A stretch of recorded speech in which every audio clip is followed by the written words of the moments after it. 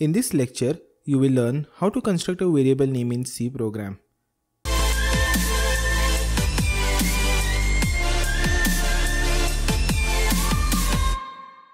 There are certain rules that needs to be followed for constructing a variable name.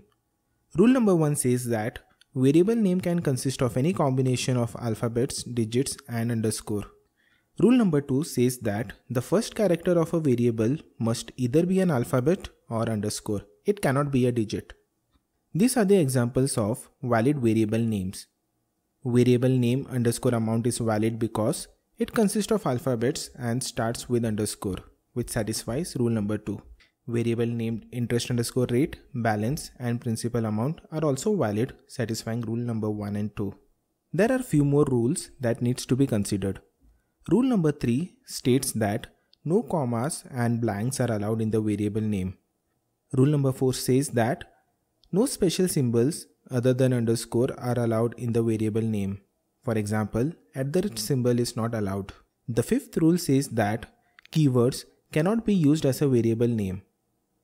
These are the examples of invalid variable names. Variable named balance space amount is invalid because it has a blank space between balance and amount, which violates rule number 3. The next one, 3 interest, is invalid because it starts with a digit, violating rule number 2. Interest comma rate is also invalid because it contains comma, which violates rule number 3. The next variable named @amount is invalid because it contains symbol other than underscore, which violates rule number 4. The last variable named for is invalid because for is a keyword in C and keywords cannot be used as a variable name.